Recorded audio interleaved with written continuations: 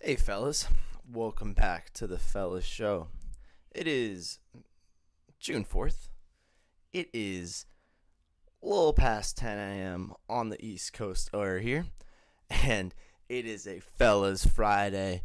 For those of you who've not been with us for Fellas Friday, keep in mind, if you pop anything in the chat today and then DM us on the Insta, on the Twitter, hook you up with a free week of VIP on the website or on Twitter, whichever you prefer.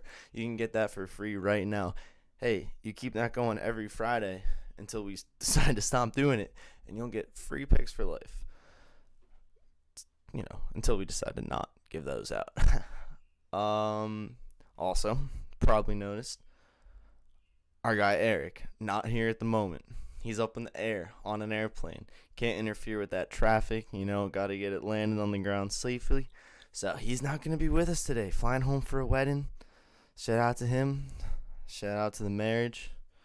Not his marriage, obviously. He's just a little guy. But so, got some sports news. A lot to talk about. As with most Fellas Fridays, got the whole weekend to look forward to. First, though, some playoffs happened yesterday, as they have been. And we're looking at two NBA series coming to a close yesterday. Both of them started off a little more exciting than they ended there. The Nuggets took care of the Blazers. Finally took that series 4-2. We all know what happened the last time they played. Dame played for his life, played for the whole team's life, and almost got them there, but couldn't do it. That gave the Nuggets their third win in the series, and now they just took their fourth. Jokic had a big game, probable MVP, dropped 36. Michael Porter Jr., who has also been kind of killing it this series and towards the end of the season there. He's been really stepping up and dropped 26, had 22 in the first quarter. Insane. This is Denver's third straight season in the Western Conference semifinals, which is pretty interesting. Dame did not have a bad game. He had a good Dame. 28 points, 13 assists. They had a good lead going into the half, 13 points up in the third quarter, but couldn't hang on. And that's what it comes down to, I think, is just the difference in talent level between the two whole rosters. I think Dame's the most threatening player on the court, but it doesn't matter. You can keep that lead going all you want, but if no one's there to help carry it, we saw it in the last two games. If no one's there to help carry it out, the better team is going to win. Blazers didn't have their big man. Nurkic, who was, going to be guarding Jokic for most of these games, fouled out in 3 of the 5 games prior to this one in the series, and then he had 4 fouls in the third quarter, had to sit on the bench. A lot of things just could not go to plan.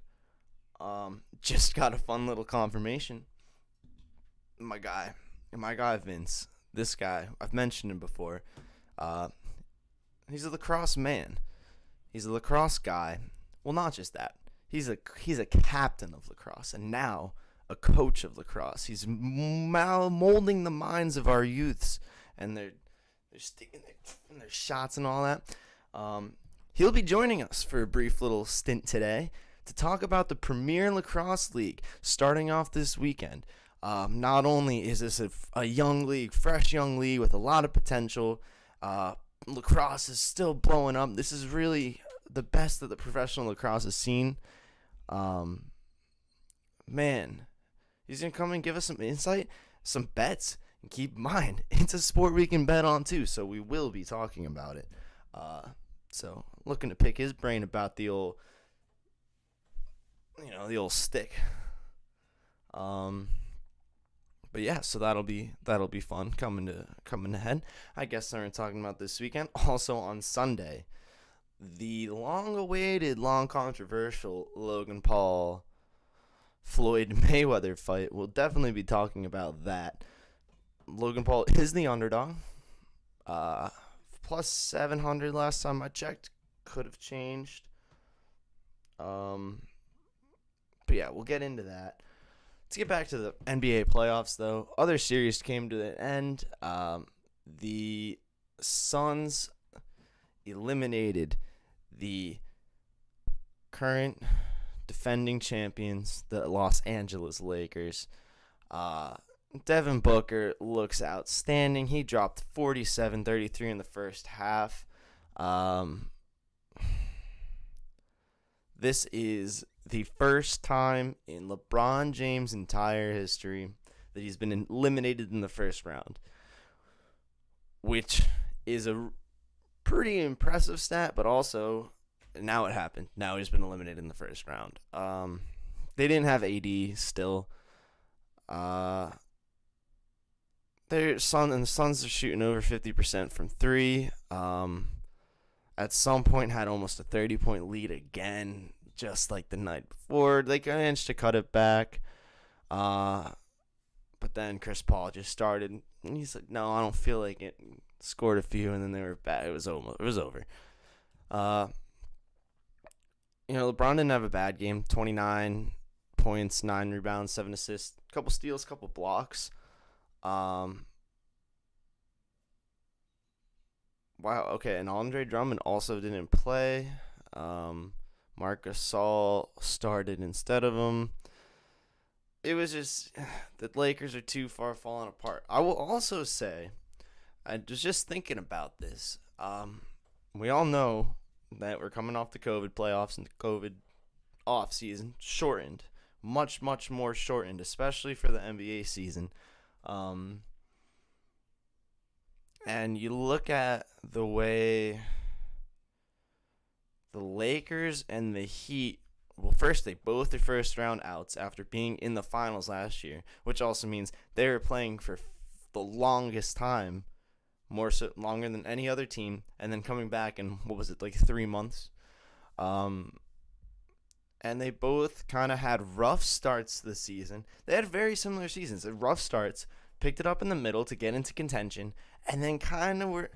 I think the Heat had a stronger end of the season than the Lakers did. And some of it's from injuries and some of it's from, various things. But both teams came into the playoffs without a healthy roster, and both teams ended up with the first round out. So I'm not trying to come up with an excuse for anything. I think that the Suns are obviously the better team right now as well, as did I with the Bucks against the Heat. But just something to note that maybe, it could play into something with the competitiveness of the series, although I still think in both the best team did still win. Just something that's interesting, something to a look at. Now, here's a fun little thing as well. Now that the Lakers are out, the Mavericks are the only team left in contention that have won a championship in the NBA over the last 37 years. So if you think the playoffs seem weird right now, that's on account that the playoffs are weird right now. We have no one that's won a championship in essentially 4 decades. Well, who's left? It's Sixers, Hawks, all in one. And then we get Nuggets, Suns.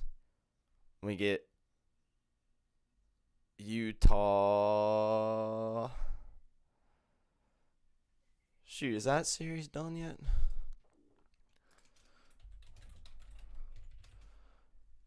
But yeah, I mean, you just listing off these teams. Oh yeah, and then it's either going to be Clippers or Mavericks, neither of which have won. Or the Mavericks are the only one, I'm sorry, when they had Dirk. But yeah, so Clippers haven't, the Nuggets haven't, Mavs have, Hawks haven't, Jazz haven't, Suns haven't, the Sixers haven't, the Hawks haven't, the Nets haven't, and the Bucks haven't. They all have not won a championship. So, in 37 years. So, yeah, it is a weird playoffs. There are not a lot of the guys, not a lot of the big dogs we always see here. That along with the fact that it's the first final since 2010 without either LeBron or Steph in it, which is pretty nuts. So that was the NBA playoffs for yesterday.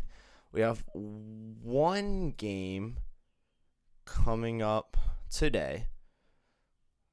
This is the final first round series that needs to be tied up here. It's going to be the Mavericks versus the Clippers. So, our feelings on the series have been Mavericks all playoffs long. They're being disrespected in the lines. We'll take a look at that later, but I'll give you a hint. They're still being disrespected. Even with a 3-2 lead in the series, they are still being disrespected. That goes off at 9 o'clock. Hockey as well.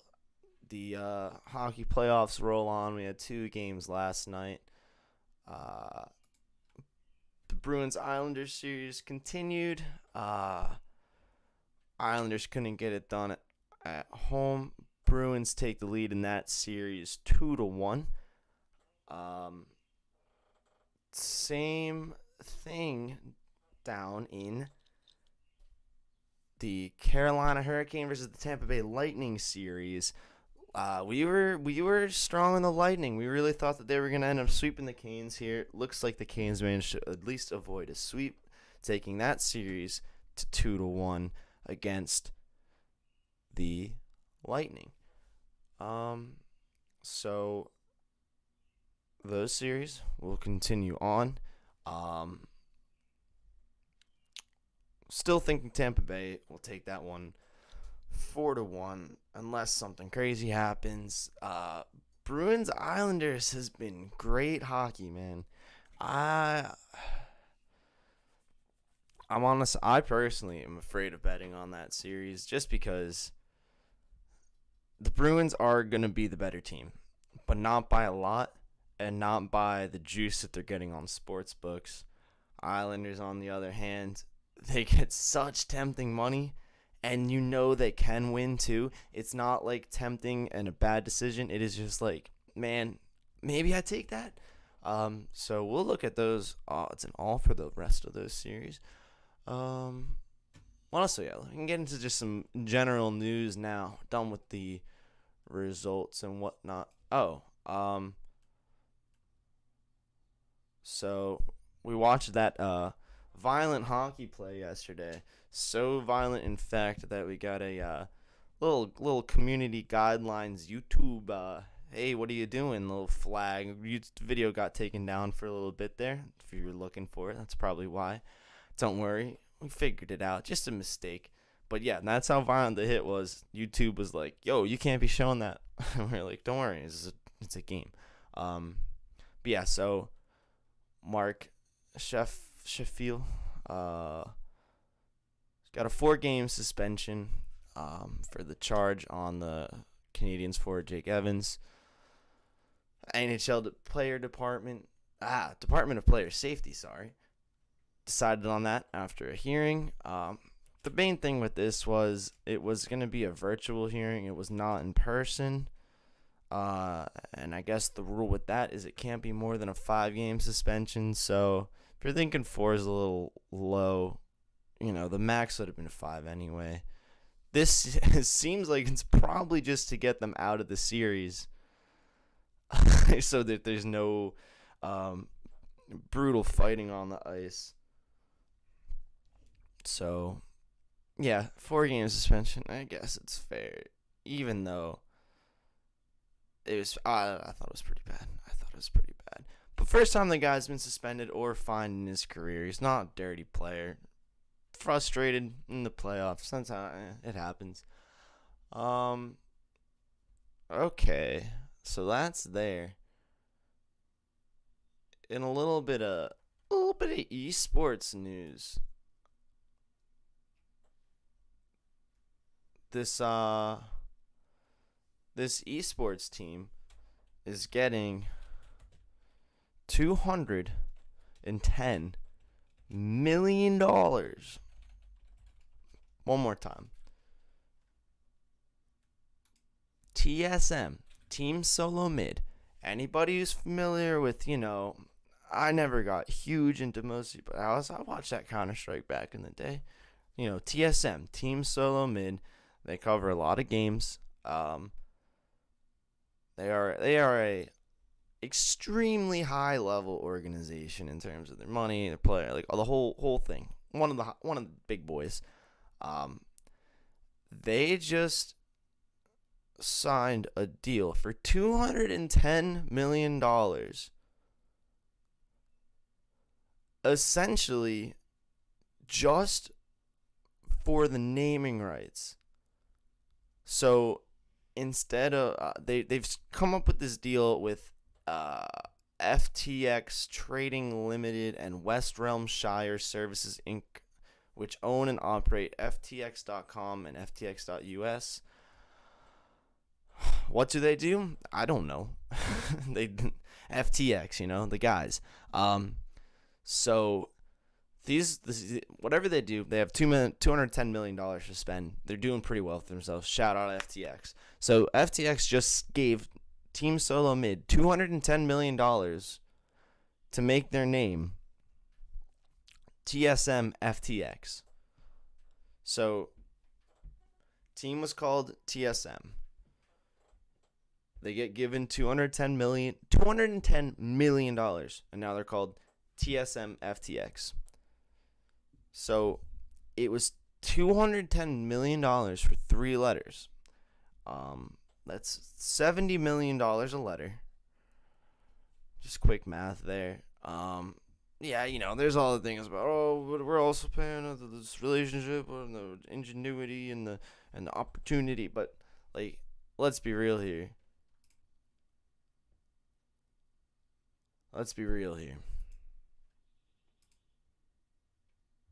It's 3 letters, man. Those are expensive letters. I don't know. $210 million. I'd be asking for man, I want it to only say FTX. I want the whole logo to myself. I want every player that you got coming up to the mics out in the post game and going, yeah, I'd like to shout out FTX for whatever they do as a company and all that. So big money though. Big money in esports. That's a crazy partnership, man. That is a lot of money for changing a name. Other stuff. We've been recently talking about college sports, more specifically college athletes, how they can get paid. You just saw the thing coming out, or you see a lot of the NBA prospects, college ball prospects, who are choosing to go to the G League now instead. And you got there's a Bernie Sanders and some other dude are fighting to make a union. They're trying to make a union.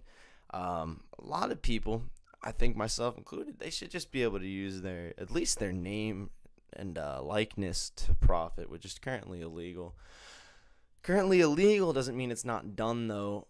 Johnny Manziel, I think he was on. I'm not sure what he's on. I was on Barstool. I think Bussin' with the Boys. Great show, by the way, with Taylor Lewan out of the Titans. Great show. Mentioned that he made about $33,000 while he was at Texas A&M off of selling autographs. Described it as somewhat of a decent living. Yeah, that's a decent living for sure. He also said he didn't take any money until he got the Heisman. So I guess smart play on there, collect the hardware and then worry about the money. And then I don't know. I don't know if that's true. But apparently he was approached by a man who offered him $3,000. And he took him back to his condo. And he signed 10,000 pieces of memorabilia, merch, whatever, and gave him $3,000. And then you realize that 30 cents per autograph is not a great going rate for sitting there and signing 10,000 autographs. That'll probably carpal tunnel and all that. Then he connected to another guy, got $30K for doing it again. Come out with $33,000. just signing your name a few times.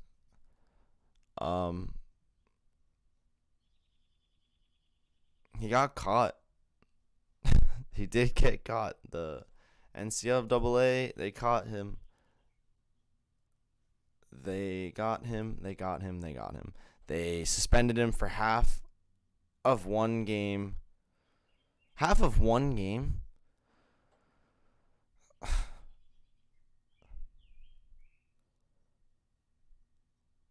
He was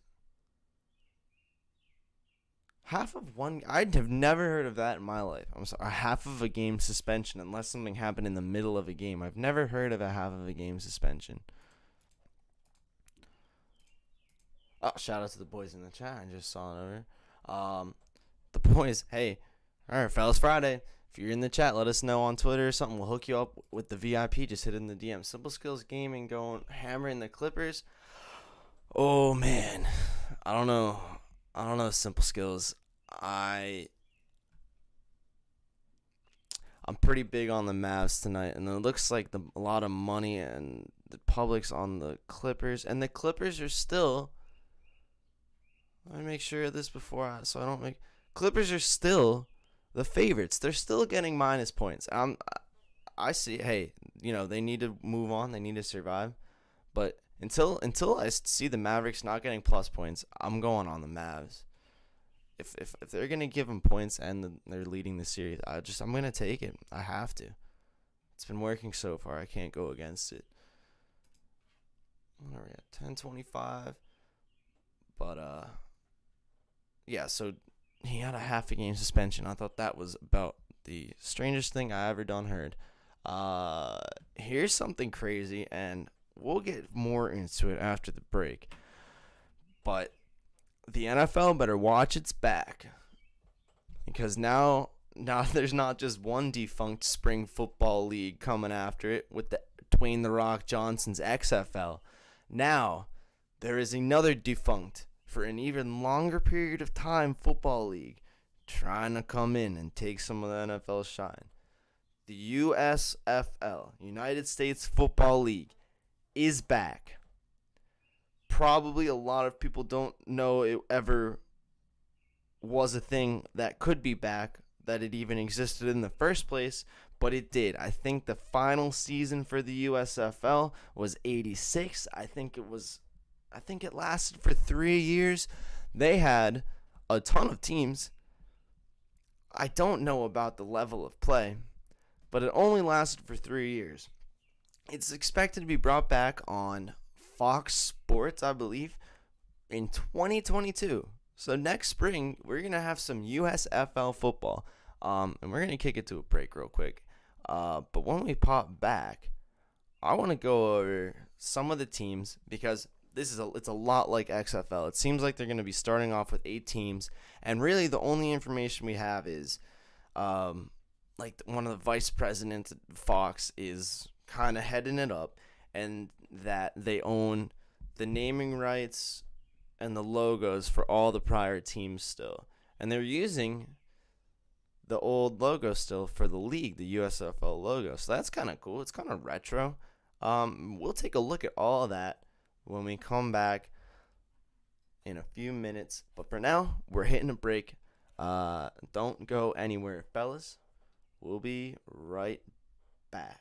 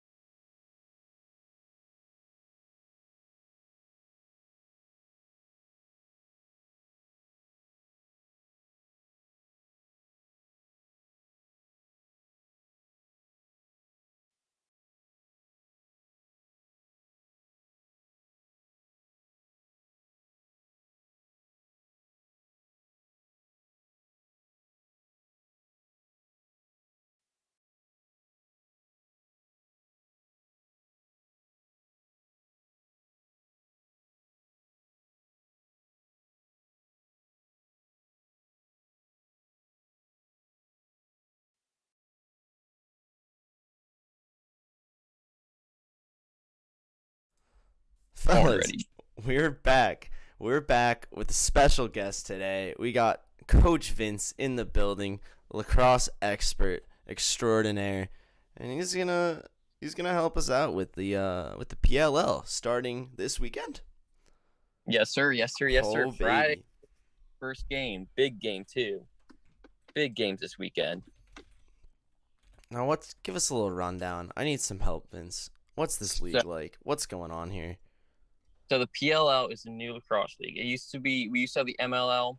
Uh-huh. It didn't really work out. It wasn't really entertaining. Fans couldn't really get behind it. So for lacrosse, college lacrosse is like the most entertaining sport, I personally think. But the PLL does a great job of extending college careers. Gotcha. So this year, there's a bunch of teams that are just absolutely outstanding to watch. It's so exciting to watch, and it's a new league too, so still entertaining, still growing. We get new teams coming in, players love it more. It's a players' league, really, and it's awesome to watch. It really is. But it's back now. It's gonna be the hot summer sport. I fully believe. If you had to choose between a lacrosse game and a baseball game, I know what I'm picking. Hey, I'm gonna pick two. We're getting worried. We're like, what are we talking about when it comes just down to baseball? What are we gonna do? We're gonna need something else to bet on. It's summer. You got WNBA. Can't forget about that. You got baseball, and you got lacrosse now. And I'm so excited about lacrosse. So you go. Yeah. So what do we got? Like, who are the teams here? What do we got here? Who's playing? Who's playing today? There's a game tonight, right? Yes, sir. I think 2 games tonight. So my team, I'm a big Redwood guy. Oh. They were the first team I've liked fully. I love Miles Jones. I love Rob Pennell, but they have a defense to back it up. So in lacrosse, right, as in any sport, it's goals win you games, defense wins you championships. Their defense can back it up. There's this one dude. He's an absolute goon. I'm not going to try to say his name, but he's an absolute goon. Lays people out. The first game, I actually watched him fully. He had a 10-minute penalty, 10 minutes in penalties the entire game, which is just absurd. That's a good chunk of game. Yeah. So this weekend we have all teams are playing. Redwood is playing tonight, and I have them as a sure lock. If we're talking betting, Redwood's gonna win. I have the odds up actually. There are odds already out. Yeah. Pull them up. I wonder if we get the iPhone, man. Well, I wonder if we get the if we get all the information on like the public and stuff for this. It might be a stretch, but I'll get these odds up for us too. So tonight you have the Redwoods who are playing the Cannon Lacrosse Club. Mm-hmm. Cannons they were an MLL team, and then the MLL folded this year because the PLL was just superior. But the PLL brought in the Cannon Lacrosse Club, and I'm just gonna say they're not a good team. They got awesome uniforms, but okay, so that's always a big part. Yeah, unis are always a good because lacrosse really is. So you think? Yeah. So you're thinking that the Redwoods -1.5 tonight could be a pretty good value here? Oh, yeah. Yes, sir. Yes, sir. Yeah. Now, where are they from? So the cool thing about the PLL is they don't have a city located. Oh. They're a lacrosse club and they travel. So the PLL, they move every city every week. A bit of a traveling show. Yes, sir. So tonight they're going to be in Boston. They come to Philly for I think the championship or the semifinals. Oh, sick! So we're definitely going to have a hey fellers party for that. All right. A little long sesh. But so anyone who's new to sport, it really is a cool league to watch or interesting. It's very interesting to see how they do it, how they react and everything. And just looking at the teams, like if you don't know any of the logos, I think Archers are a good team. They're a really young team who just scores a lot of goals. Right. They have Grant Ament on their team, who is just an absolute god on the field. This guy can score from any spot, any position, and he does it with swagger too. Okay, I gotta say, these team names are absolutely sick. Mm-hmm. The Whip Snakes, the Archers, the Redwoods, Water Dogs, Cannons, Fun fact Chaos. about the Water Dogs. Oh yeah, what's going on with them? Barstool owns them. Really? They own the Water Dogs. Wow. They do. Yep. I can't. All right. Just so you know, chat's going crazy for you. Nice. Everybody's hyped for Coach Vince on the show. Then you also have the Chrome, which is crazy. They must be from like the future. And then Atlas. There's future bets for the championship winners. Who is your favorite right now? I want to see if there's a couple of them. I want to see if there's any good value here.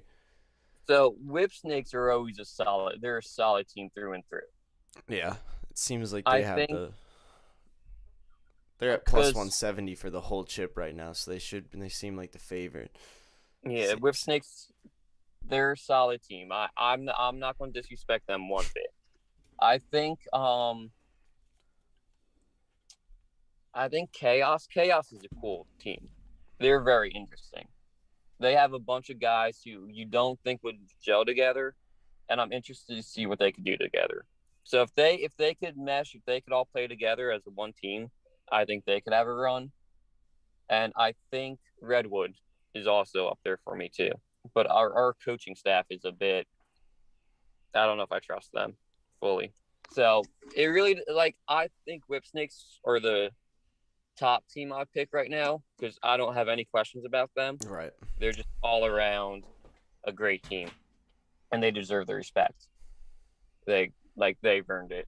Whip Snakes, I would say, are my number one, and I think Chaos, if they could answer those questions on the field, so I think they can do it.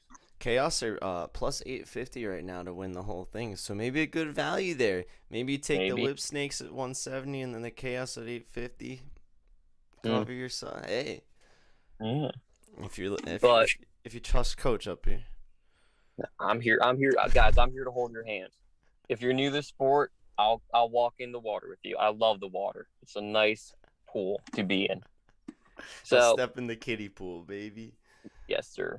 Put the flamingos down. For this weekend alone, I have 5 picks I would definitely put money on. So tonight, let's go. Should we do it? Yeah, should I just grab it? All right, we'll get it out let's now. Hear it. We'll all make some money. If you trust me, we'll make money together. All right. So tonight, Redwood, surefire. For me, I put a little parlay down for these 5 teams because I do like it that much. You're that confident. Actually, I even wrote it down. So I have Redwood tonight, Whip Snakes tomorrow against Chaos, Archers Saturday against Atlas. Nice. Atlas is a cool team. It's a cool Atlas name. is a real, and their logo is awesome too. Nice color scheme, nice everything with Atlas. Good for Atlas. And then there's a game Sunday, Water Dogs against Cannons. That one, both teams are a bit iffy. Both teams are new. Both teams are unproven. I want to see more into the season before I put money on them. But then Sunday night, I have Redwood winning as well. So they have 2 games this weekend, huh? 2 games, yeah. Dang. They're the team. I think they're the team to watch. They had a big trade in the offseason to get this one attackman, Rob Pennell. He was one of my favorite players growing up to watch. He's still young though. He's awesome. I love him. Great guy. Have you been out to one of these events? So last year was all in Salt Lake City with COVID. Oh, right. Yeah. So I didn't make my way out just yet, but once they come around here. And that's the cool thing. They always travel. They hit up cities you won't think of hitting up. Right. But they draw crowds. And it really is. It's so NBC signed with them. So all games are always live on NBC, NBCSN. You have Peacock. Like I straight up bought Peacock just for lacrosse. That's how interested and involved I am with the sport. It's the sport. What you don't have to know what's going on. The commentators always do a great job of telling you and They'll let everything. you know, yeah. But it's just if you want to see grown ass men hitting each other with metal sticks, it really takes a great aspects of every sports. Chris Hogan, former Patriot, Super Bowl winning slot receiver. Oh yeah. He's making the transition right now. He's coming back, right? I heard. Yeah, he's in the PLL right now. Mm-hmm. He hasn't fully signed yet, but there's a great documentary on TSN right now, called Undrafted, Chris Hogan story, and how he's making the transition from being an NFL receiver to being a professional lacrosse player. He's struggling. That's really interesting because he was a lax player before too, right? He was a Penn State alum for lacrosse. Got drafted by undrafted, signed with the Miami Dolphins, and then moved to the Patriots. Balled out with Mr. Brady, and now he's making the transition back to lacrosse. And he'll tell anyone it's a tough sport. You have to be a full athlete to play the sport. A lot of running, a lot of conditioning, stick skills are there. So it really does take a lot of things from a lot of sports. It's all strategy, it's all skill, and some luck. So yeah. Is there a favorite to end up with Hogan yet? Does anyone know? But the Cannons. Cannons are gonna. He's with the Cannons right now. He has yet to fully make the team. Gotcha. But he's still practicing with them. He'll probably make the team just because it's a good story. And Cannons are a new team, so they could use the press, use the hype. Yeah, they could. Like they've been around in the MLL, but now they're transitioning to the PLL. And I'm just gonna say it right now, they're not the team I wanted from the MLL. No. You had a bunch of actual teams who were good, and the starter of the PLL, Paul Rabel, right? He's like the lacrosse guy everyone knows. He was on Dude Perfect. He was a good player at Johns Hopkins, and then he went pro. I'm not the biggest fan of him. He was never like the best ambassador of the sport.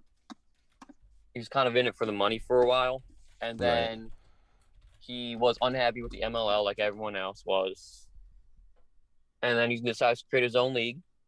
The PLL got a bunch of partnerships and everything, and now it's without doubt the best thing he's ever done for the sport. It really is awesome to watch, and especially since it's a new league too. Like this was the birth of an entire league. So it seems to be going well as far as league startups go this early on. Especially for lacrosse, it's never been like in like the spotlight as far as a professional. Like you said, like the highest competition. If you're gonna watch good lacrosse, it was college lacrosse. Yeah, professional league has never been like the forefront. So sounds like they're actually building up a little bit of steam to get there, huh? They're signed by. They have so many partnerships that are just like insane to think of. Like just this week alone, the Kraft family up in Boston. Oh yeah, they bought stake in the league. Really, and a good amount too. Yeah. So you got like it's like all over the place. You got Barstool owning stuff, the Kraft family owning stuff. They signed a good deal with NBC. They're all their jerseys are made by Adidas. Nice. Like they're real. It's a real full on like in it to win it. Like they want to grow the sport. They want to make everyone love the sport, and that's what they're doing. I think it's impossible not to watch a game and not fall in love with the sport. It really is. That's beautiful. Yeah. So there are a few players to watch this season who are going to be entertaining. We had a great draft this year. Nice. A bunch of college. This draft was outstanding this year. You had this one guy, Chris from Rutgers, Rutgers Okay. was never a good college team. This year they came out the lacrosse style called race car or NASCAR ball, and it's just Well, that it was sounds. it was so awesome to watch. The whole concept of it is them taking the ball and passing it as fast as they could around, and then someone back cutting again in goal. So you And just it just just left. as Just fast as you can. Yep, as fast as you can around. And it worked. They were a great team. They made the playoffs, did some damage, and he's someone to watch. And then you also have Michael Savers, who I think could be one of the A-plus players ever.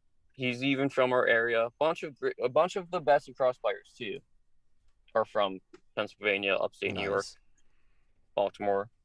The So, shout out the Northeast, Mid Atlantic. and then the Canadian players are always something to watch. Those guys are different. They like their stick skills like hockey. Yeah, they're hockey guys. But there's something to water up in Canada. It's different. But these guys can just take no space, no time in the room, just get the ball and shoot it and rip top net 100 miles an hour. It's awesome. It really is. I'm sold. Yeah. I'm hyped, dude. I'm gonna watch some tonight. I'm gonna watch the Redwoods tonight. I might get a Redwoods jersey. Now, ready for this? Yeah. This pisses me off so much. The inaugural season, right? The Redwoods had red jerseys, and they were dope. They were red and white, and they were striped. And they're like second jerseys, you know. They were green. It's like, oh yeah, the green's kind of a nice little green guy. And now, all their jerseys are green. It doesn't make sense. But they're the Redwoods. Redwood. It was white. Even the trees mostly brown. Yeah, and now they're green. I'm like, why? Go back to the red. The red was so much nicer. You got the bear sticking out. Oh, I miss the red. I'm gonna write them an email. All right, Vince. What we have you here, talking about new leagues, up and coming. I don't know if you heard, the USFL, United States Football League, is set to come back in spring of 2022, 1 year from now. I'm excited. Yeah, there's gonna be some direct competition with Dwayne the Rock Johnson's new XFL, which took a little break, but they're back. Mm-hmm. USFL has not existed. I think so. I think the Tampa Bay Vipers might get it next year, but yeah, big Vipers guy. I got a Vipers water bottle. It's quality. I love it. No. But so basically, the only thing we know about the USFL is that they're gonna be on Fox, and they own all the teams' names and stuff that they used to own. So we can use this as a little speculation of where these teams are gonna go. All we know is there's gonna be 8 teams, and they have the rights to a ton of teams. You ready? Tell me which one of these, if any of these, if you're like, that has to be on the first 8. You know, they jump out at you like that. Mm-hmm. You had the Arizona Wranglers, but then they became the Arizona Outlaws as a result of the Arizona-Oklahoma merger. You know, the classic. Yeah. The Birmingham Stallions. The Boston Breakers, which then moved to New Orleans and were the New Orleans Breakers, which then moved to Portland and were the Portland Breakers. Keep in mind, this league existed for 3 years, and that team moved 3 times. Chicago Blitz, the Denver Gold, the Houston Gamblers, Jacksonville Bulls, the LA Express, the Memphis Showboats, the Michigan Panthers, New Jersey Generals, Oakland Invaders, the Oklahoma Outlaws. And that was the Oklahoma-Arizona merger, I see. Yeah. Philadelphia Stars, which then moved to Baltimore, became the Baltimore Stars. Unfortunate. The Pittsburgh Ballers, San Antonio Gunslingers, Tampa Bay Bandits, Washington Federals, and the Orlando Renegades. These are all the names they own. Yes. And I'm just going to say it now. I think Wranglers was the best one. The Grinders? Wranglers. Wranglers. Wranglers. Wranglers pretty good. Like the Jeep. Who was that? And That the was teams. Arizona. Yeah. Yeah, you think of something Wrangler, you think, yeah, that's tough. I'm gonna be honest. Jeans. I really like the Memphis Showboats. That one, I feel like if I'm playing in the league and I'm going against a team called the Showboats, I'm just gonna put someone in the hospital. Yeah, hit them as hard as you Like, can, right? if you're gonna insult me by naming your team the Showboats, Yeah, yeah, true. Because you're the one getting showboated on. I'm gonna try and embarrass them. So I think that's the issue. If your name's the Showboats, you have to win the championship every single year. You can't lose a game. You have to be undefeated, unrivaled, on everything. So I think that's the big issue with having a name called the Showboats. All right, for the viewers up on the screen now, I got a bunch of the logos and stuff. Not yet. Okay. Now I got a bunch of logos and stuff. I'm gonna be honest, these are definitely gonna get an update, but I like the old school vibe of all of them. I know they're keeping the USFL logo that you see like at the top, the league logo at the very top here. They are keeping, and it's very retro. It's kind of cool, kind of fun. As for the rest of them, all we know is 8 teams out of this big old pool are coming back next spring. And I gotta say, I'm excited. I also gotta say, I can't imagine that this league and the XFL are both gonna be good. I just don't think there's enough good football players.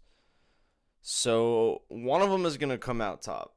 That's going to be a battle for like a spring. Because I think there's enough. You can have a spring football league. I think that needs to happen. And it's never going to be as good as the NFL. Maybe in our lifetime, probably not. Depends on how long you plan on living, Vince. But probably not our lifetime, you know? Here for a good time, not a long time. Yeah. But you know what? Same with the XFL, you know? Yeah. Here for a good time, not a long time. But the issue with these leagues, right? Yeah. That I really know, the NFL has such, like, they have the monopoly on everything. Of course. So people like the leagues they're trying to come out with to like compete with the NFL. They're just trying to get like 10% of that revenue, right? And they'll be, you know. But the issue is, it really depends on, like that. Like, I don't want to go back to the lacrosse league, but like it's a players' league. You see the players, you know the players. You see them having fun, like, and that was kind of the cool thing with the XFL is you had all the players mic'd up all the time, and I was a big fan of that. I love like getting to know the players more. You know, it's why I watch a lot of basketball games. You know, like you get invested in your team and then the players.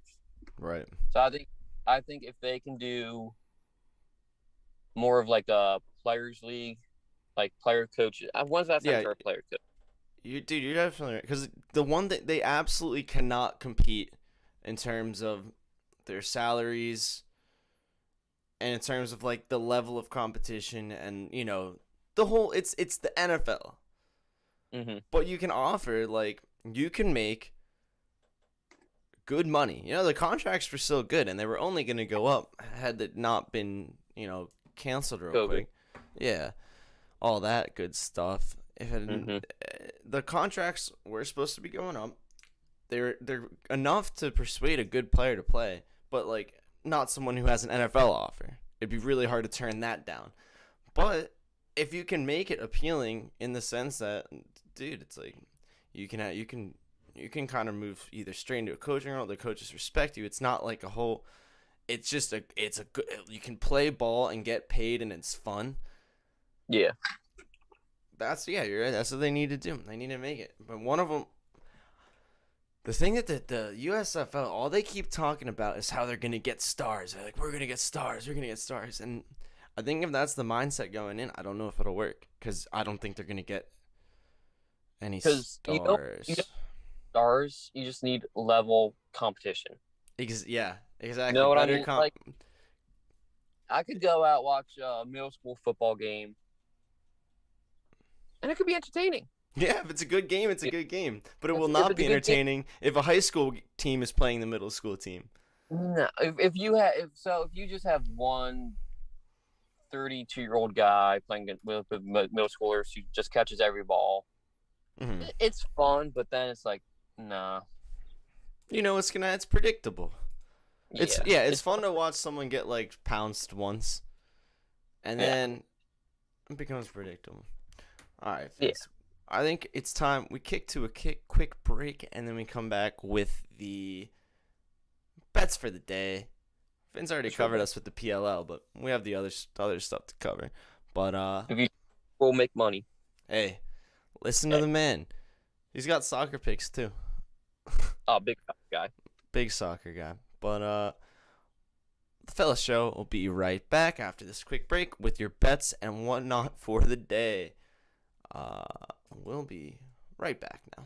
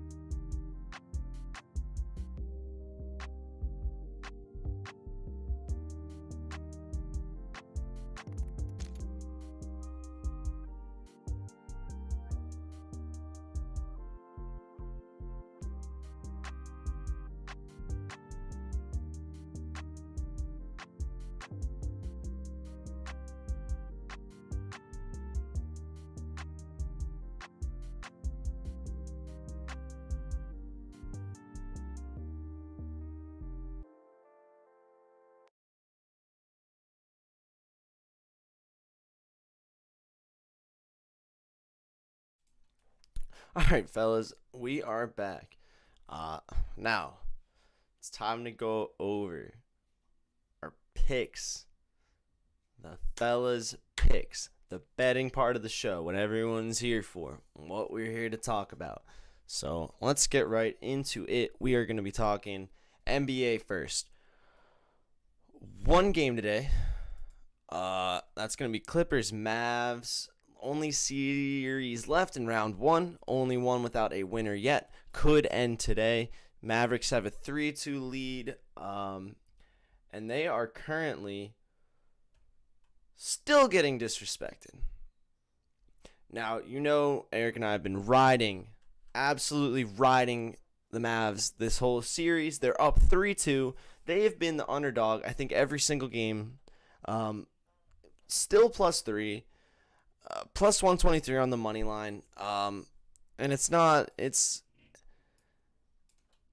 even, look, 64% of bets on the Clippers, 84% of money on the Clippers. Mavs are getting 16% of the money at +3. I don't know. If you don't think they're getting it done today, that's fine. But then to say they won't even keep it within 3, I don't know. I'll take the Mavs +3 any day in this series. If you keep giving me plus points, you keep giving the Mavericks points when they're winning the games, I will keep taking the points. I know it's a tight. Hey, Clippers are good and they can win this, but I can't not take the points. If you're gonna offer them, I don't want to be rude. So I just can't see. It's the only thing that Clippers have going for them is the model of the betting on the favorites. It's it's netting money right now. It's first round, that doesn't mean anything. This is gonna be one of the upsets. I'm telling it. I'm just saying it. It's gonna be one of the upsets right now. I think that is insane that they keep doing the Mavs like that. But apparently, 64% of the bets are still on it. So they're also getting all the sharp action, all the big money. Whatever. If they keep giving it, that's fine. I will absolutely take that. Yeah, Mavs in that one. Come on now. Now tomorrow, and the Bucks and Nets is gonna be a great one. I know it's not yet, but it is Saturday, and we won't have any show on Saturday. So I do want to take a look at it real quick, just a brief mention. Also, Hawks Sixers on Sunday. That line's pretty crazy. Sixers are only getting 2.5 on the Hawks. I'm assuming Embiid isn't set to be back with that line. That's the only way I could think that's happening. Yeah, Bucks, Nets. Nets are getting 3.5 on the Bucks. The over is insane with these two teams. That seems Bucks are good. The Bucks are good. Giannis can do what Giannis does. But man, for game one, I would take the Nets here. -3.5 is not very much. That's the thing. I think there is no way the Bucks just dominate this series. The Bucks could even win. They could keep it in a real tight series. They could win this series. Not likely. The Nets could also win in a real tight series, or they could just sweep the Bucks. I think there's the potential that just happens, and the only reason that this line wouldn't reflect that yet is because we still haven't seen KD, James Harden, and Kyrie on the floor together that much. But when we have, they haven't. Man, there's something else. So, we don't have the public or the public bets or the money on that yet. So, something to look for. You'll be getting that in VIP tomorrow. So this is nothing official, but just looking ahead, the Nets -3.5 seems like quite a not too bad of a line to cover. Let's go on to the hockey for the day. Two games. Canadians, Jets, and Avalanche, Golden Knights. Let's just pull this up. Let's see. So,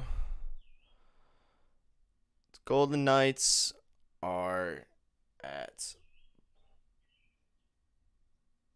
plus 100, it seems like, on the money line. Avalanche minus 117.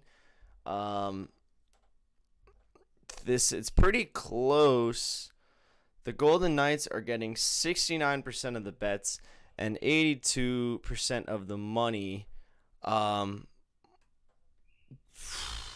mean, we're back in Vegas, I believe, so that could be part of this. But right now, see, now I'm scared because I don't know if Eric's gonna yell at me. Eric, if you're in the chat, you can yell at me. But dude, I think if you can get the Avalanche money line, not even regular time, Avalanche, 60-minute and overtime, minus 117, and they have a 2-0 lead in the series, and they're only getting 16% of money. No, I'm sorry, 18% of money. And 31% of the bets. I don't know. I think that one seems like the one to take. I get the Golden Knights. They play lockdown at home, but shoot, the Avalanche have been really, really good, and they have not lost to the Golden Knights yet. And I get it. That doesn't mean they can't lose, but it means they haven't. So I'm liking that. I'm liking the Avalanche at minus 117 there. And then for Canadians Jets going off at 7:30, Canadians are getting minus 103 on the money line. Jets minus 115, pretty close to just a pick 'em. The Canadians are leading the Jets in this series 1-0. This is a really tough series to predict. Both the teams are not that good. One thing that's interesting is the bets are almost split, 43% on the Canadians, 57% on the Jets, but the money is going way towards the Jets, 84% of money on 57% of the bets.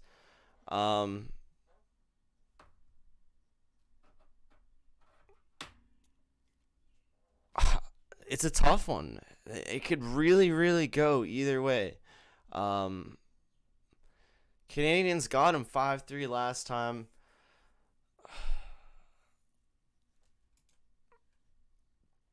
I think if you're doing anything, I don't want to do anything with this game personally, but I guess I got to say something. So, but out of all the games to skip, this is the one. But hey, Canadians at almost double your money on the win. They're only getting 16% of cash. And still less of the public, almost split on the public. But you know what? If you're going to take a team in this game, might as well take the one with the better odds. And they're also up in the series. I think that makes sense at this moment. But man, is that an ugly game. That's not a series I like to bet on at all. That's hockey. Not a lot of hockey. MLB. Now there is a lot. So let's get going. Baseball today at 7:05. We have Nationals Phillies. Where is that? Okay. So Nationals are getting a slight edge on the money line at plus 100. Phillies minus 118.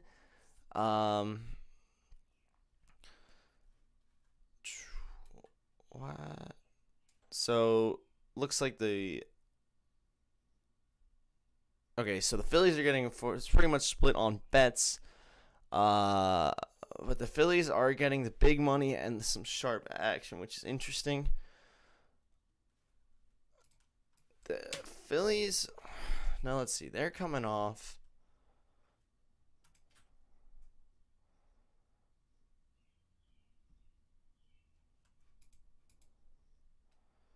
All right, Phillies are 4-6 in the last 10. The Nationals are 3-7. They're both Phillies are just a better team at home. They're both pretty bad on the road. Nationals are pretty bad all over the place. But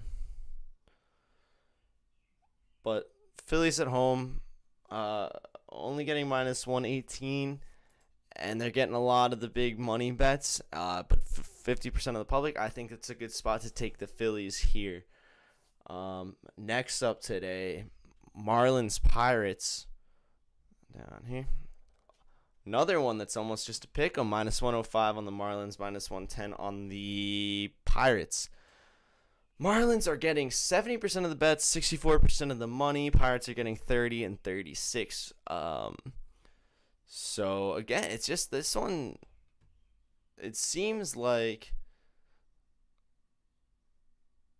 again, two not great teams that are essentially in a pick 'em. Marlins and Pirates are both 3-7 in their last 10. Pirates are equally bad on the home and on the road. Same with the Marlins. There's not a ton to pull from here. And it's not like either of these teams are even getting plus money either. It's minus 105, minus 110. I don't know why. This is not a fun game to bet on. It's not a great game to bet on. But I don't know. I think the move here would have to be the Marlins, just out of the fact that they seem more likely to win a game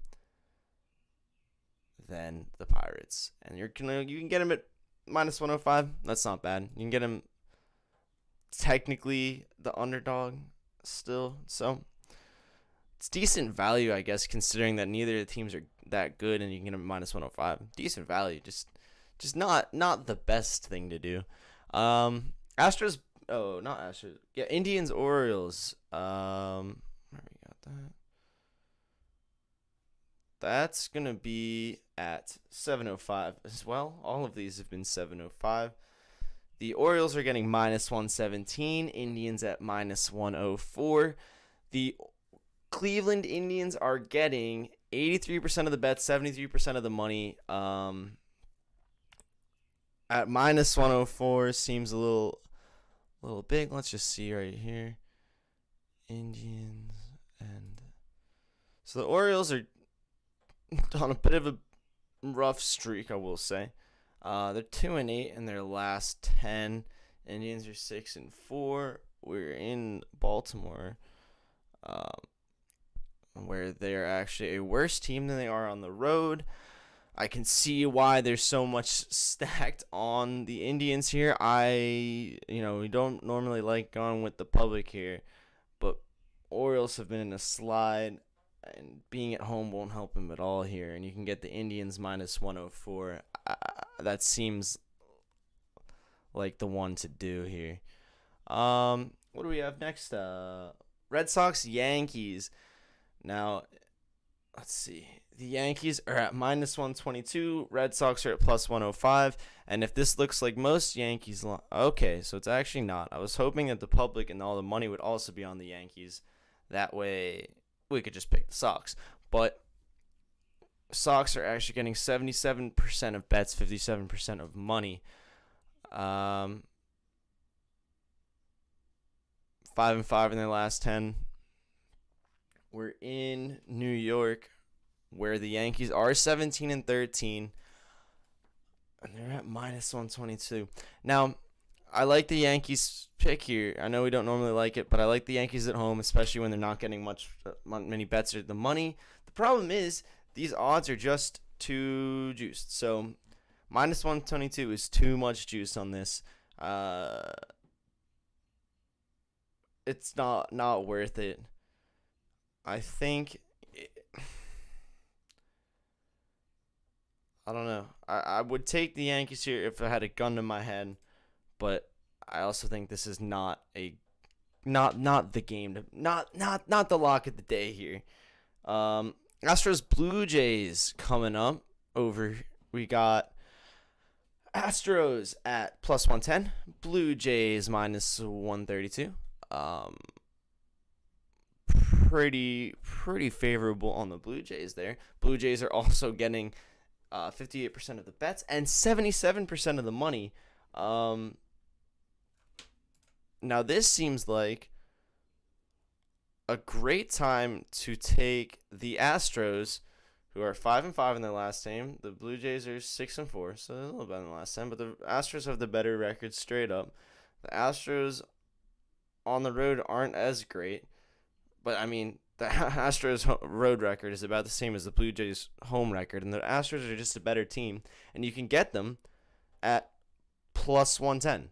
So I think that one is an easy Astros take. Again, only 23% of the money on that one. Seems like a great spot to take them, though. Next, we have Dodgers Braves. In this one, Dodgers are getting minus 134. Braves at plus 115.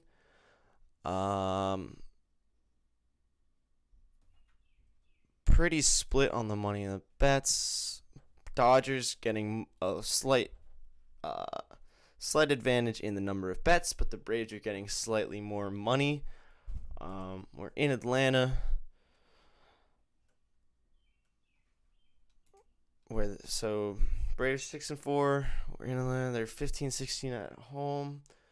And the Dodgers, meanwhile, 14-13 on the road, 5-5 in their last 10. The Braves are getting plus 115. And who's getting the money? I think the Braves here is a great bet. I think the Dodgers are being overrated again still. They're still getting 62% of the public. And the Braves are getting a slight advantage in the money. And they're at plus 115. And I think they're the better team. And they're in Atlanta. So I think Braves at 115 here is the play. Next at 8:05, we have the Tampa Bay Rays against the Rangers. Rays are getting minus 136. Rangers at plus 116. Now this is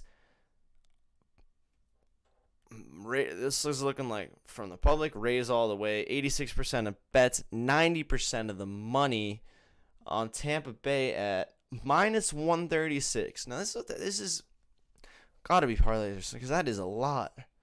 I know the Rangers aren't, they aren't all that. They're not much of that. I don't know. The Rays were in Texas where they're 13-13, 1-9 in their last 10 though.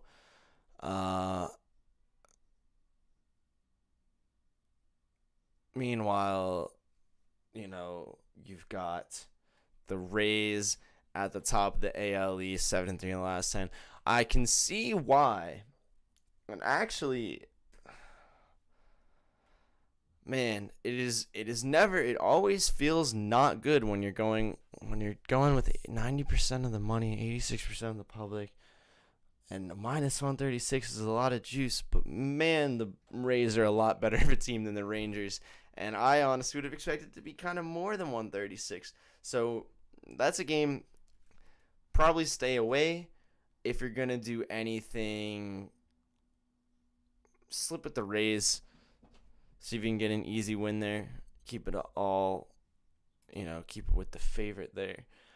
Next is the Tigers versus the White Sox. A couple of, where'd we go? Tigers, White Sox. Here we are. Tigers at plus 133 on this one. The Sox minus 162. At minus 162, they're getting 63% of the bets, 68% of the money. The White Sox are. Detroit not getting a lot of anything besides pretty good odds, plus 133. But that's probably because they're not very good. 23-33 on the season, 5-5 in the last 10. 10-18 on the road, which they will be today. The White Sox, meanwhile, leading the AL Central 7-3 in the last 10, 21-9 at home, which they will be today. You take the Sox here, but I'd say not the money line. If you're gonna do anything on this game, you're gonna want the Sox -1.5. I don't think the money line on this is worth it. It's too much juice, and the White Sox are a good enough team, and the Tigers are a bad enough team where the spread makes sense. I think White Sox -1.5, which is actually at +118 right now, would be the play for that game. Now what's next? Diamondbacks, Brewers, going at it in Milwaukee. Diamondbacks, big underdog. Brewers, huge favorite. Not saying it's wrong. Diamondbacks getting +170. Brewers at -200. And the Brewers are getting 92% of the bets and 98% of the money. Now, this is one of those things. It is -200 for the money line, essentially to win by 1, because it's impossible to win by less than 1. But then if you think the Brewers are going to win by 2 or -1.5, you can get them at +110. So again, similar to the Tigers White Sox game, if you're really feeling the Brewers that much, to take them at -200, take them on the spread at -1.5, +110, because they probably will win this game. I'm not going to sit here and say the D-backs, who are very much in contention for the worst team in the MLB right now, who are 9-22 on the road, are going to come in and beat the Brewers 7-3 in their last. I don't think that's going to happen. If you want anything, again, take the spread. That money line is far too juiced. What else do we got? Oh, I did forget to check one key thing with that White Sox game, though. I can't believe I forgot. I was just in the zone, and I didn't even think of the important stuff.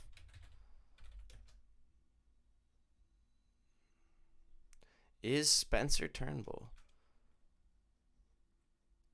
a lefty or a righty? The starting pitcher tonight for the Tigers against the White Sox.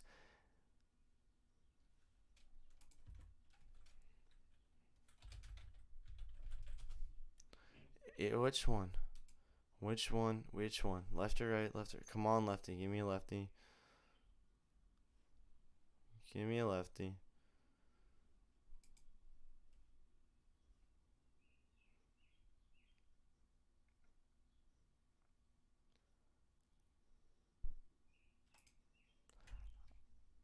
Yeah, never mind. Alright. Don't worry, Matt. It's no fun. No fun again. Seems like the rest of the league has figured out, managed to figure out the hack against the White Sox, and that just did not put a lefty out there. Unfortunate, but bound to happen. Shoot. There I am. Okay. Where did that... Okay. Just finished with the Brewers Diamondbacks. Now to Cardinals Reds. Cardinals are... Twins Royals first. That's the next game on the in the Times at 8:10. Twins are getting +107 to the Royals -124. I'm looking at this. The Royals are getting 61% of bets, 84% of money. We're in Kansas City, where the Royals are 15-13. Twins are 10-17 on the road. Royals are 7-3 in the last 10. Twins are 5-5 in the last 10.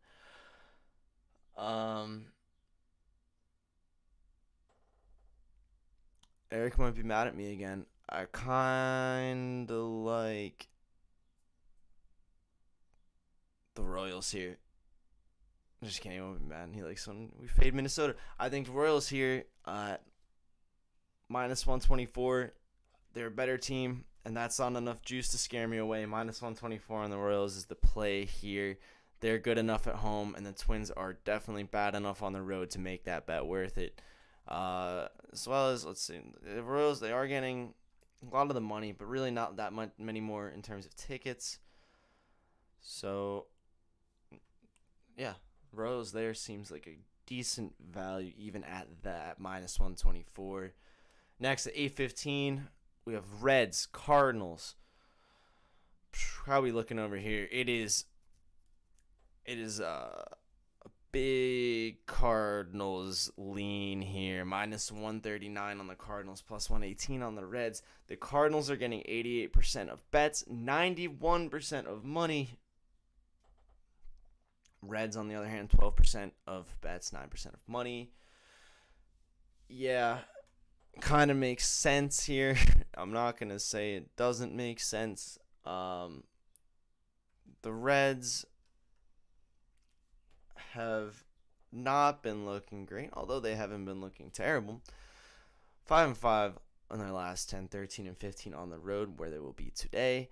Cardinals, on the other hand, 15-11 at home, 5-5 in the last 10. Now, I'm going to be honest.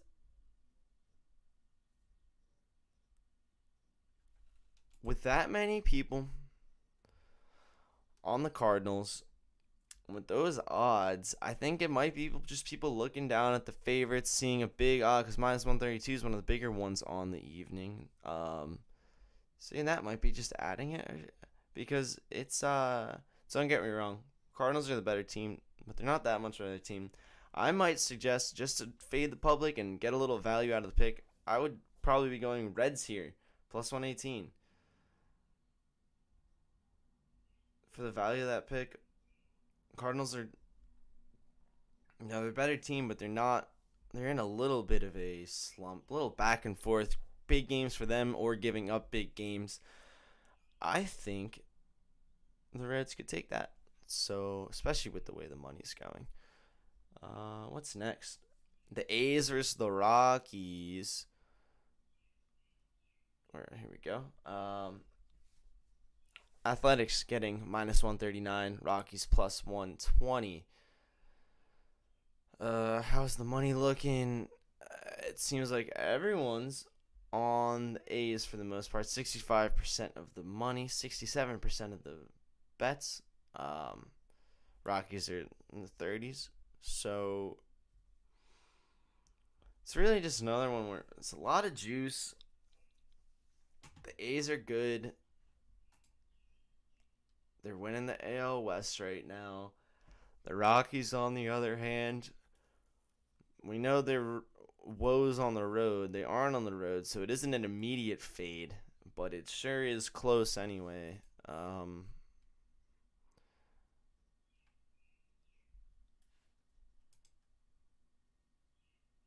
Now, I might say, though, plus 120 on the Rockies here.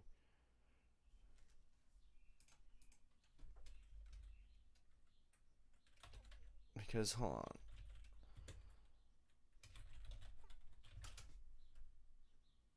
Yeah, they're in Colorado, where, keep in mind, the Rockies are a fascinating team, not just because of how bad they are on the road, but how the fact that they're also pretty dang good at home.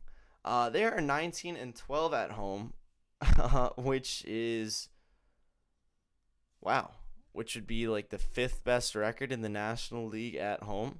The problem is they're 4-22 on the road. But Athletics coming into Colorado, and hey, Rockies are 19-12 there, and the Athletics are such a good road team too, though. Man, this is a tough game. I'd stay away. I don't even want to suggest either. I would just stay away because they're both gonna. If you want to do anything, fade the public. Go for the value and the plus 120 for the Rockies because they can win this game.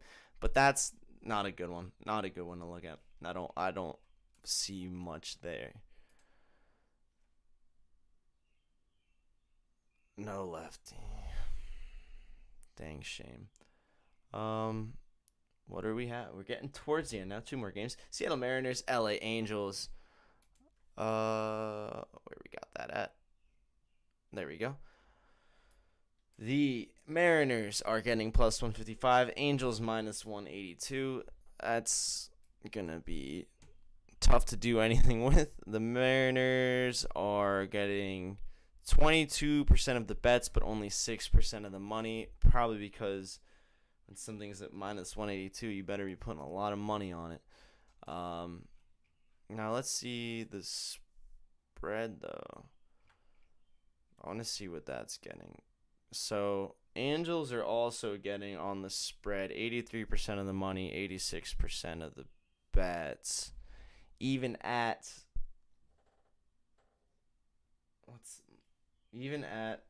minus 1.5, Angels are still getting a lot, and that's at plus 120.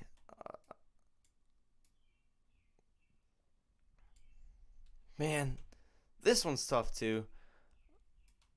Betting on baseball stinks. No, just kidding. It's kind of fun. I would say the Angels, I liked the Angels to cover, but then coming in and seeing that the whole public is on them to cover as well does not necessarily make me like it much. Now, the other thing I'll say, well, you know what? In that case, maybe now the Mariners.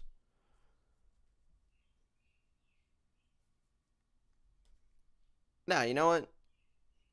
I get this is probably because Mariners are not that great on the road, but the Angels aren't even that great at home. I'm assuming that this line is only the way it is because of a starting pitcher, because the Mariners have a better record than the last time, better record overall. Even on the road, they almost have the same record as the Angels do at home. It must be a starting pitcher thing. I like Mariners money line, plus 155. Let's go. Let's go for the big thing. You know what? Nobody's taking it. They're better in the standings than the Angels. I get it. Ohtani's pitching for the Angels. That'll definitely do it. Ohtani's pitching for the Angels, but it's hard to bet against Ohtani. But man, when he's making the line move like this, and you don't even know how long the game's gonna pitch, they might pull him out and put him in the outfield. Who knows? So I'd keep an eye on the line, but plus 155 just because Ohtani's pitching. I get it. He's generational. I get it. He's amazing. Yeah, Mariners, man. That's what I'm saying. I think that makes sense. You know what? Let's do it. Mariners plus 155. Shohei Ohtani's really, really, really good, but there's a whole nother team around you, and you probably aren't going to be pitching the whole game.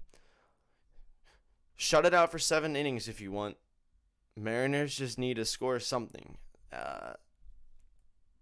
Yeah, I like that. 155. Last game of the night. Mets, Padres. Mets getting plus 170 to the Padres, minus 205. This is the juiciest of all the juices so far. Now, Padres are real good, but the Mets are not that bad. I'm sorry, the Mets are the first in the NL East right now. They are 27-22, 6-4 in their last 10. Padres are 5-5 in their last 10, and it's probably some pitcher thing that I don't know enough about, but I mean, Mets are pretty. They're not great on the road. They're not that bad on the road.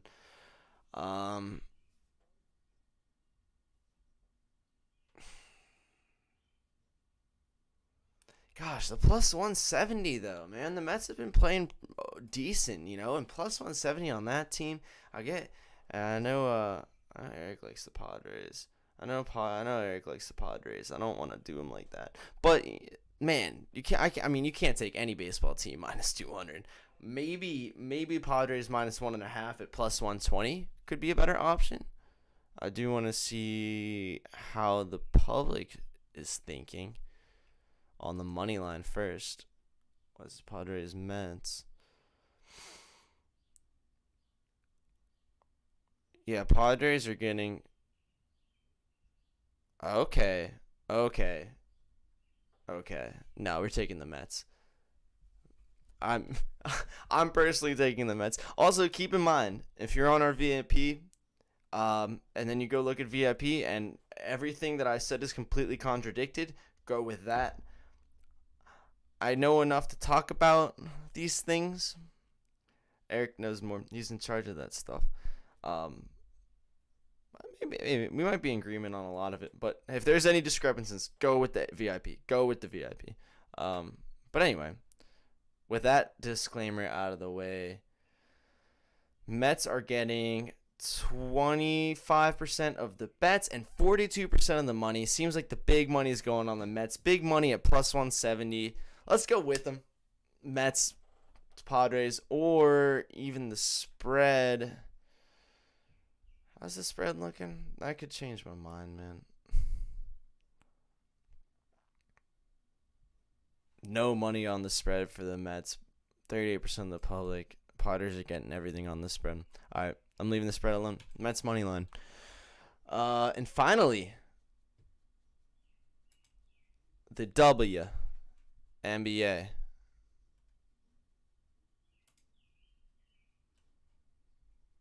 Now, here we go. Few games today. Just 2 games today?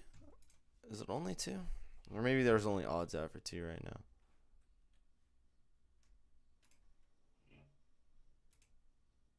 now. Ooh. 1 second. My Zoom meeting that only I was in idled out because I'm the only one in it. And you know what?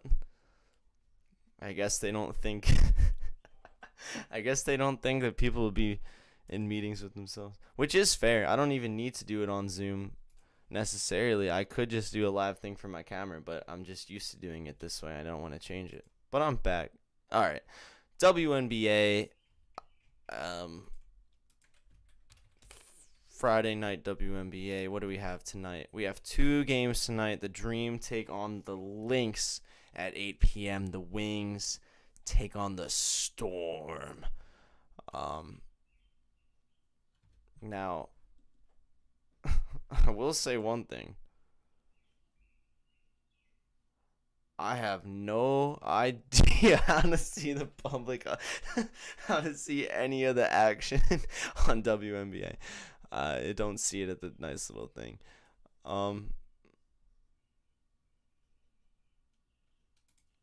But what I do know is the Dream are getting +6 against the Lynx tonight. It is a little juicy. As Eric's calling out. Ooh, and that +192. Oh, they're getting +6. So that changed. They're getting +6 against the Lynx. Atlanta Dream +6.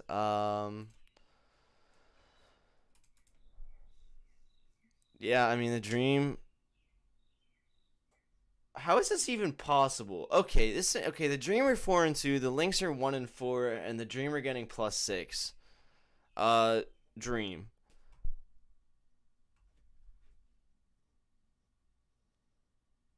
I get the Lynx won their last game, and that was the first one they won this season. But come on, you the Dream money line too? Yeah, I mean that's 190. Take both. Dude, you could just take like, you could take like +10 at like -140 or something, and then take the money line. Dude, just take minus. Like you could make a lot. If you're feeling real confident in the Dream, you're gonna take them like -3. You could be in the 200s for that bet, and they're a better team.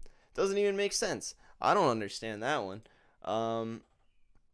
Other game is the Wings versus the Storm.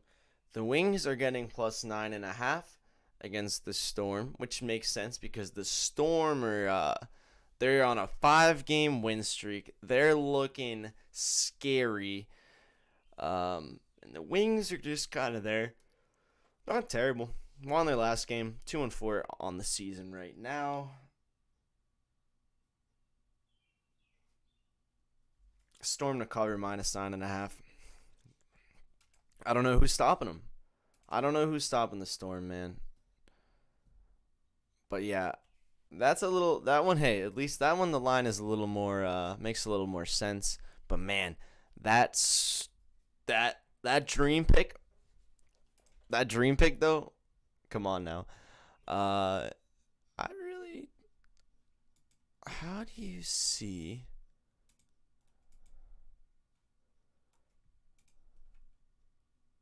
I really wanted to see if I could see the public on this, but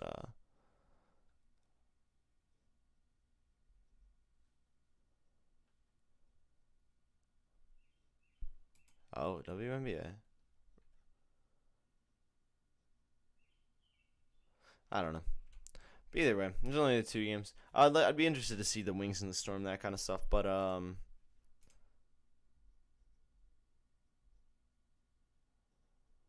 yeah, tough one. Wings not terrible. Been playing some tough teams. Storm very good. Storm by 7-15. I was thinking Storms probably will cover it. 9.5 is a lot. It has to be a double-digit win. And the Wings aren't that bad. We're not talking about the fever here. The Wings aren't that bad. I think I still like the Storm there. I don't think. I don't know. Let's see. Hold on. Let's see here. So the Wings out here, they lost. Oh, they beat the Sparks by 10. That was off the last game. That was their last win. Then they lost to the Mercury by 4 before that. They lost to the Dream by 6. They lost to the Liberty by 7. Last time they played the Storm, they only lost by 3. Okay, now hold on. Maybe the Wings will cover. The Wings don't seem, even in their losses. Actually, they almost. Dang, the Wings just seem like an unfortunate team. Beat the Sparks by 23. Yeah, they keep it tight with good teams, and you know what? I think they've only lost 1 game this season by more than 7, and it was a preseason game. You know? Wings not a bad team. Wings, yeah, Wings have been playing the toughest teams, and the main thing is they haven't lost by 10 to any of them. They've been. I don't see them losing. They lost last time they played the Storms. We have a head-to-head. They lost by 3. Yeah, I think Wings plus 9.5. That's what I'm sticking with. That's my story, and I'm sticking to it. I'm not doing 1-minute money lines. I struggled to get here, but we did it. We made it through. We made it through on this Fellas Friday. We had a great little drop in from Coach Vince. I'm going to kick to a quick break, and then we'll come back for the closing ceremonies. Maybe something fun. I'll see if there's something fun that happened. I love when there's something fun for the end of the show, you know? Just something for all the fellas to just come together and say, wow, let's reflect, let's smile. What a Fellas Friday it has been. I'll ramble more when we get back, but for now, quick break.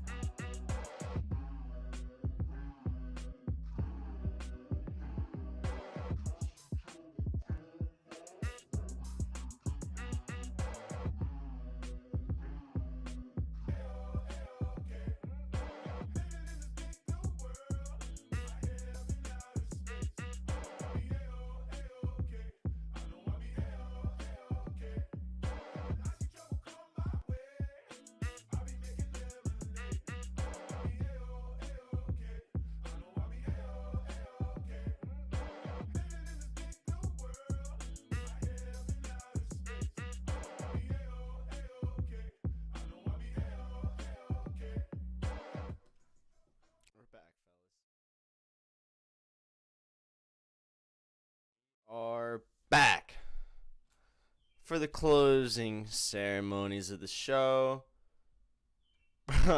Sid with the A-OK song stuck in his head. You know, that's actually how the creation of that song occurred.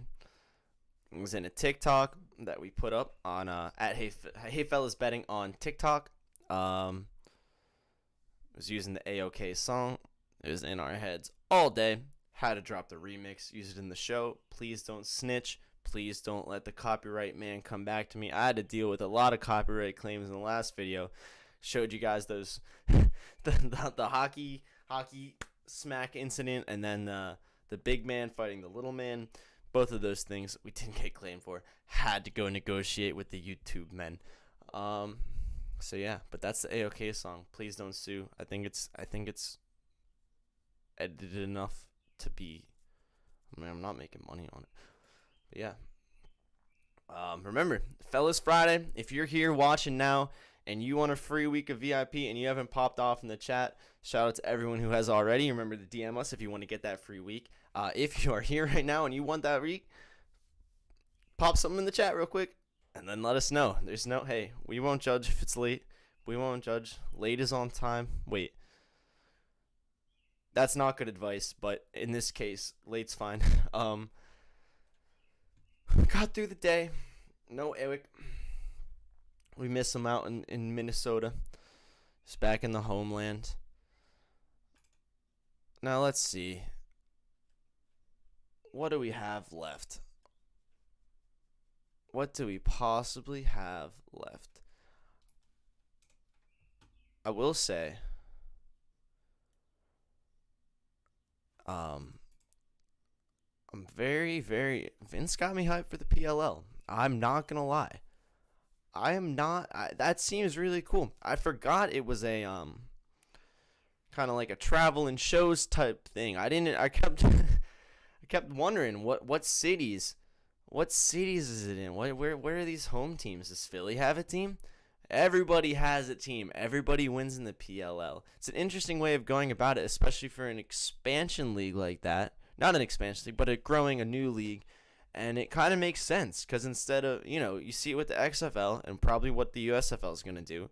They're isolating to 8 cities. And yeah, because there was an affiliate team, I was like, all right, Tampa Bay Vipers fan. Like, I linked on to one of them. But, man, if you just bring the show to the people, maybe they'll like it more. You got a lot wider spread of an audience because the draw to that is going to be seeing it live. Because going to a live sports game, like, lacrosse is just not as popular to watch as other sports, so people just don't know the rules as much, and they don't know the intricacies of the game, which is really, I think, what makes watching something on TV more enjoyable is when you know a lot about it. Because anyone can enjoy any sports game that you're at because it's an electric environment, have a couple bevs, sit down, chill, have a thing of nachos, I don't know, whatever you want to do. It's a fun time whether or not you know a ton about the sport. So the fact that they're bringing the live experience to basically every major city probably will really help in their growth. I think that's a cool way of doing it. Yeah, Euro's coming up soon. Shout out to Sid. Dude, hey, big times in the sports. Big time. Now, let's do a quick... End it with a quick look at NBA futures. We love our futures. And now that we're basically set up into the second round, into the conference semifinals, let's see what we're at. Okay. Oh, is this round 2? Okay, yeah, we have the round 2. Okay, round two series wins. Okay, so for... Okay. So for the Nets and the Bucks. Nets are minus 200 to win the series. Bucks are plus 160. Boring. I mean, Nets are probably going to win it. The Bucks are good, and I think the Bucks could maybe pull it out if something weird happens. But for now, neither of those are worth it. Minus 200 for a future is just like... Now, Sixers Hawks, similar story. Minus 190 plus 155. Now, if I told you that the three matchups were Nets Bucks, Suns Nuggets, Sixers Hawks so far, which team do you think would be the greatest favorite? They're probably the Nets, right? Yeah, Nets are really, really good, man. You know, they got the big three, man. They're going on. They just swept the whatever guys. They're going. No, they're not the most. Okay, maybe the Sixers. The Hawks are a young team. They don't really have, Trey's really good. The depth isn't quite there. No, minus 190. The Suns have the Suns are minus 120 against the Nuggets. The Nuggets are plus 175. How is this the one? This is the only one I'd even bet on at this point, is the Nuggets plus 175 against the Suns. And that's no slight against the Suns. I think that the Suns are really, really good. However, the Lakers team that they beat in the last two games, I think would probably have lost to the Trailblazers too. I don't think that they were that good. I think the Nuggets looked fantastic. I don't think I have anything bad to say about the Nuggets. And obviously, Suns could be the better team. But, man, it is tight. Let me try to I'm going to put this up somewhere. Well, actually, so that's the second round so far. And then we'll have the winner of Clippers Mavericks will be playing the Utah Jazz. Probably going to be looking at these, probably going to be pretty juicy towards the Utah Jazz. Now let's see the championship to win. What's been the changes here? Okay. Nets are the favorite, 170. Jazz second, 320. Bucks 550. Bucks are okay. How on earth are the Bucks 550 and then the Suns are 774 and the 76ers are plus 1,000? Because if you're going to have the Suns at minus 220 against the Nuggets, that means that they're probably the best team in the West, right? Or at least that's what you're thinking. Maybe besides Utah. Well, yeah, Utah's up there at plus 320. But the Jazz have to be pretty dang good.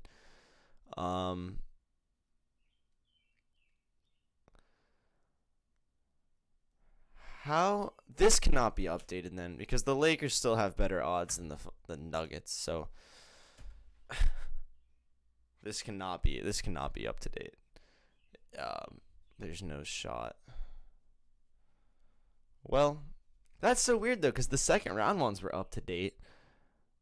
There's no way this is up to date though, because again the Nuggets are plus 1490, and the Lakers are plus 1100. So maybe we'll have to wait for those championship ones to update. Sid likes the Suns better than the Nuggets. Yeah, I think they're the better team. I think they have a more talented roster. If the Nuggets still had Jamal Murray, I think it'd be a lot different of a story. I think the odds would reflect a lot different story as well.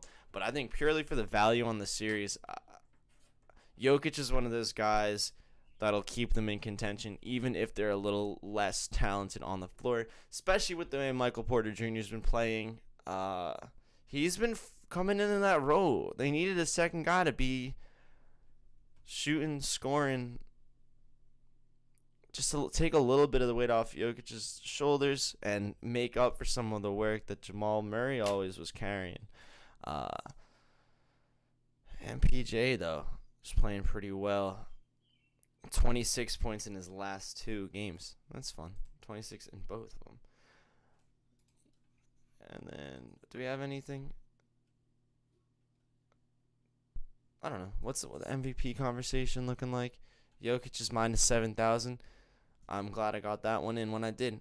Because now, if you just had, I always think this. Like one day, if I ever have like big time money, I'm just gonna go in and all of these bets, like people are like, how are you even gonna bet? Like Jokic is 10,000, minus 10,000 on most sportsbook, and I'll just put like cool mill on a minus 10,000 bet and just like move on with my life. True. Yeah, the LeBron, the Jay Crowder, man.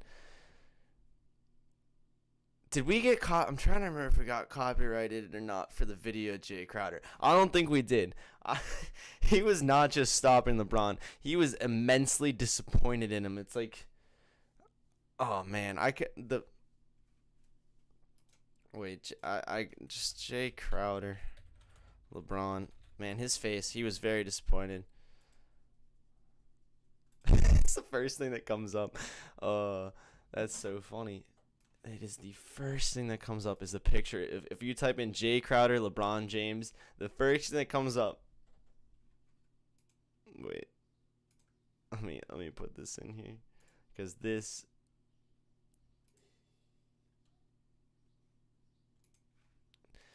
is I think this is the United States Football League. Not that. But this is I think a lot of people's face at LeBron right now. I think everyone's a little disappointed. There he is.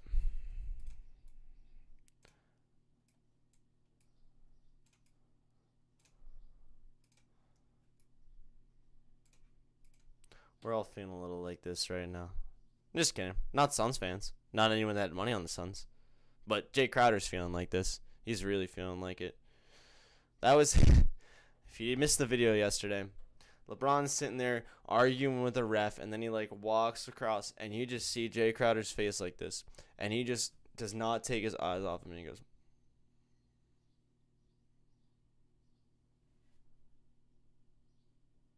just watches him walk away, and it's so long, and he just does not. That face is just completely stone, like it does not change at all.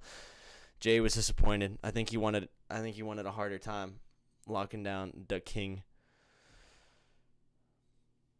Well, there we go. There's Jay. I don't know, fellas. I feel sorry leaving. I'm having such a ball, but it's 12:05 already. Got things to do, place to be. It's a lie. I don't have anything. But you know what? Thanks for sticking around, fellas. I know it's a different show than usual. Shout out to all the boys in the chat. Remember to get that free week if you want it. Shout out to all the boys in the chat. Special shout out to Code Vince coming on, helping me out, in giving us some true insight on the Premier Lacrosse League. Love that. I'm very excited. I'm gonna have a PLL game on tonight. Absolutely. Let's go Redwoods. And that's where we'll leave you, man. That's where we'll leave it. Let's go Redwoods. PL time. Oh, also Atlanta Dream. Let's go Atlanta Dream, our other favorite sport. What if we get on a hot streak on PLL? We might just give up on the big four, go straight to the second four. Only MLS, PLL, and WNBA, and maybe USFL if that ever actually happens, because I have a sneaking suspicion it might not. But we'll leave you with that, fellas. Have a fantastic fellas Friday. If you're still here and you want a free week, sneak in the chat right now. I won't tell anybody except for the person that'll get you hooked up with the free pick. Remember, check out the heyfellas.co if you want to get on our VIP. Minus units yesterday. Way positive on the month. It happens one a week. Such is life. You can't win them all. But we win most of them, and we win most of the money. Also, the merchandise. I've been hammering the merch lately, but it's only because I care. The limited ones are on their way out, and fresh ones are on the way in. If you're interested in either, just keep it posted on the site. Don't worry, I'll let you know on here too when everything's changing. But this weekend might be your last weekend to get it. Might happen until Monday. We'll see, but we'll keep you posted. It's a beautiful Friday. Man, just have a great day, guys. Seriously. You better, or I'll be mad. Other than that, though, thanks for joining us. Have a great fellas Friday.